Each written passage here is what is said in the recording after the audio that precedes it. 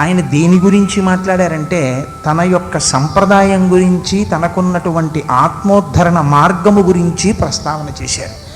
శైవావయం, మేము శైవులము అన్నారు. ఎంత గొప్ప మాట అండి! ఎంత ధైర్యంగా మాట్లాడుతున్నారో చూడండి. రచన చేసినది శ్రీకృష్ణ కర్ణామృతం, ఆయన చెప్తున్నది శైవావయం, మేము శైవులం, మాకు పరమశివుడు అంటే మహాప్రీతి, మేము పరమభక్తితో శివుణ్ణి ఆరాధన చేస్తాం. మీరు శైవులు కానీ మీరు శ్రీకృష్ణ కర్ణామృతం కదా చెప్పారు, కాబట్టి మీరు విష్ణు మంత్రం ఏమైనా ఉపదేశం పొందారా అని మీరు అనుకుంటున్నారేమో. నఖలు తత్ర విచారణీయం, మీరు దాని గురించి ఏమీ బెంగపెట్టుకోక్కర్లేదు, దీని గురించి వాదనక్కర్లేదు.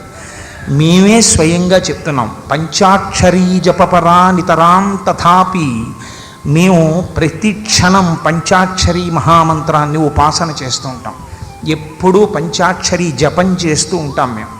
కాబట్టి మాకు పరమశివుడంటే మహాప్రీతి. పరమశివుణ్ణి పరతత్వంగా ప్రతిపాదన చేసేటటువంటి పంచాక్షరీ మహామంత్రం ఏదున్నదో ఆ మంత్రమునే మేము ఎప్పుడు లోపల ఉపాసన చేస్తాం, లోపల తిప్పుతుంటాం.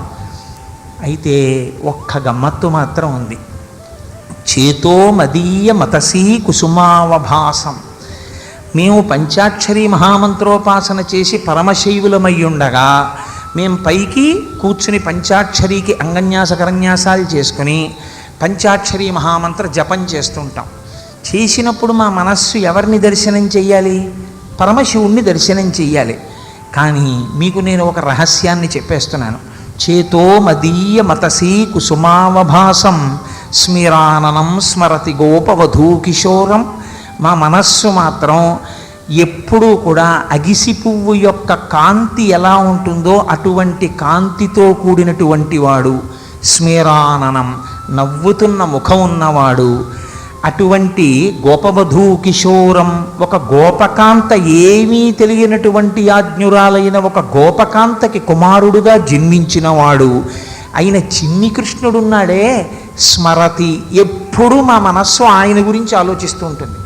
పైకి మేము పంచాక్షరి చేస్తూ ఉంటాం, అంగన్యాస కరన్యాసాలు పంచాక్షరికి చేస్తాం. మేము శైవులం, మేము శివుడికి మహాభక్తులం. కానీ మా మనస్సులో మాత్రం పైకి పంచాక్షరి జపం చేస్తుంటే మనస్సు ఎప్పుడూ కృష్ణుడిని ఊహ చేస్తుంటుంది, కృష్ణుడిని స్మరిస్తూ ఉంటుంది. తప్పు కాదా? మరి నువ్వు శైవావయం ఏమిటి? నేను శైవుణ్ణి అని ఎలా చెప్తావు మనస్సు కృష్ణుడి పక్కన ఉంటే? ఇది లీలాశకుల యొక్క గొప్పతనం. ఇలా ఎంతమంది ఉంటారు నాకు చెప్పండి? ఇది ప్రాజ్ఞత, ఇది నిజమైన భక్తి, ఇది నిజమైన జ్ఞానం.